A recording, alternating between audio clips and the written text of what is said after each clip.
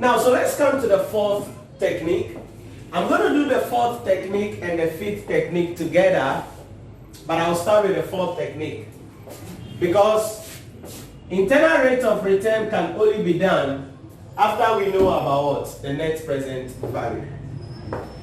So the net present value simply has to do with the discounting of future cash flows on projects or of projects into what? Present terms. What does that mean then? It means that we are going to be doing the NPV schedule or schedule, depending on the school you attended and the teacher who taught you phonics. So we're going to be doing the NPV schedule.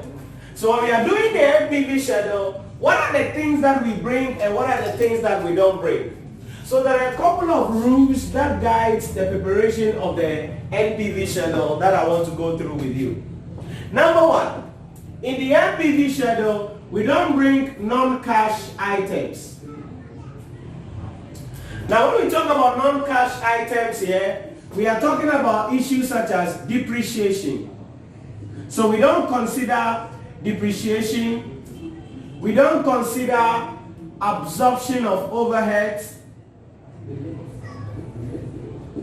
We don't do that. So depreciation is a non-cash item. Absorption of overheads is also non-cash item. So non-cash items are not included. That's the first rule. The second thing is that interest or finance cost is also not considered in the schedule. Why is that so? Because the interest expenses has been adjusted at the discount rates that we'll be using. The effect of the interest has been adjusted in the discount rate which we're going to be using later on. So we don't bring finance costs about it. Third, we only bring what we call future costs or incremental costs.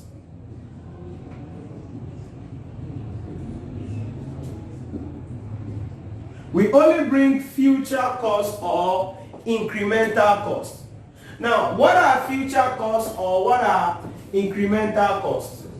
These are additional costs or costs that the entity incurs as a result of the making of the decision. Incremental costs.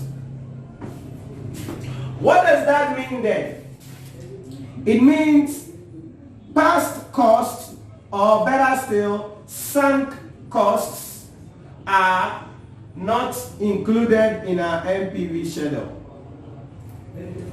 Past costs or sunk costs are not included. So if, for instance, the company did a research, before now they are deciding on the project, the cost of the research is what? A sunk cost. It is a committed cost. Another name of sunk, it's also a committed cost. We've already incurred it in the past and hence cannot be what? Included in the schedule. That is very important about that. Then the other thing is about opportunity cost. For opportunity cost, it has to be included if it is in the question. Why is that so? Because opportunity cost is a relevant cost. It's a relevant cost. Now, for instance, if we use a machine for this project, it means the machine will not be available for another project.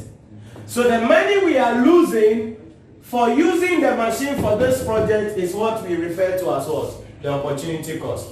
So opportunity cost from the economics class, we can say it is the want forgone in order to obtain what? Another. So if we are losing money for using something, or we are losing money for transferring any resources, it becomes what? An opportunity cost. So for instance, let's say we are undertaking a project and we require a specialist. And that specialist is already in our company. And the specialist is already working on a project. Then we are working on a new project. And we can't bring any specialist, and we need to use this specialist on the new project. Now follow me carefully.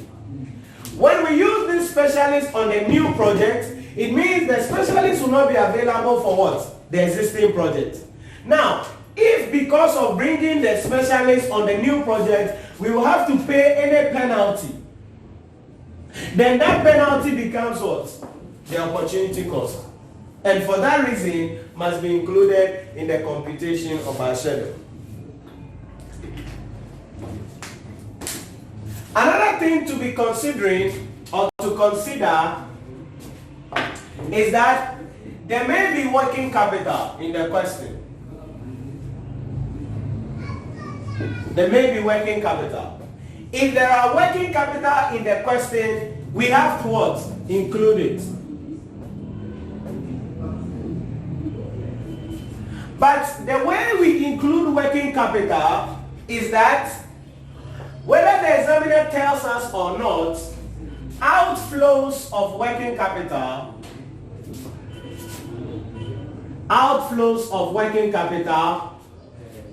comes as inflows at the end of the project. At the end of the project life. This principle or rule is very important. Outflows of working capital comes as inflows at the end of the project.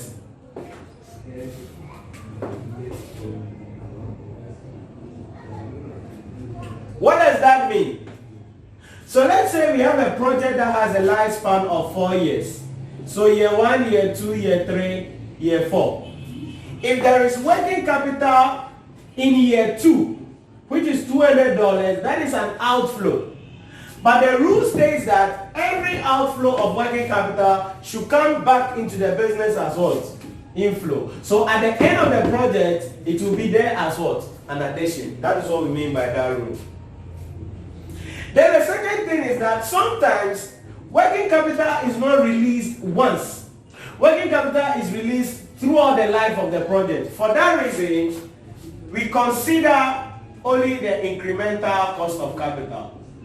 Sorry, incremental working capital. So incremental working capital is considered in subsequent years. Incremental working capital is considered in subsequent years. And I'm going to be explaining and refer you back to this principle when we are solving a question that has working capital. The next thing is to talk about taxation. Every working capital schedule we do, certainly we must include the issue about what? Tax. Now, this is what will guide you the way your schedule is prepared. When it comes to the tax payments, there are two things you must understand. Tax can be paid in arrears, or taxes can be paid in the year cash flows is earned. In the year cash flow is earned. Two things. Now, the way taxes are paid will affect the schedule you want prepare. What do I mean by that? If tax is paid in arrears, please note that it means year 1 tax will be paid in year 2. For that reason, even if the project has 4-year lifespan, you need to add what? Another year to make it 5 years. That's very important. So if the payment of the tax is in arrears, then you have to do 5 periods, even though there are 4-year lifespan for the project. Please note that the way taxes are paid will affect the way you do your schedule, because that is critical. But if taxes are paid immediately, that is, as and when revenue or cash inflows is earned, then the same period will be done for the same lifespan of what? The asset. So if the asset life is 4, our schedule will also be what? 4 years. So that is the issue about taxes. Now, because depreciation is not allowable in the schedule, the tax authority gives us what we call capital allowance. So the tax authority gives us capital allowance. And the way capital allowance is computed will depend on the question. But sometimes the examiner will say capital allowance is computed at maybe 25% reducing balance basis. So I'm going to use a guinea pig question to help you to do capital allowance, because that is one of the areas that students struggle with. So I'm going to use a guinea pig illustration here. Men's Limited had an asset,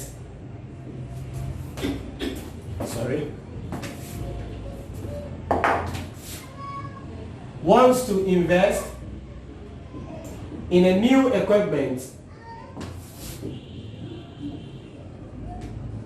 at a cost of $18,000. Capital allowance can be claimed as follows: 15% reducing balance, 15% reducing balance. If tax rate is 20% and the economic useful life of the asset is 6 years, calculate or compute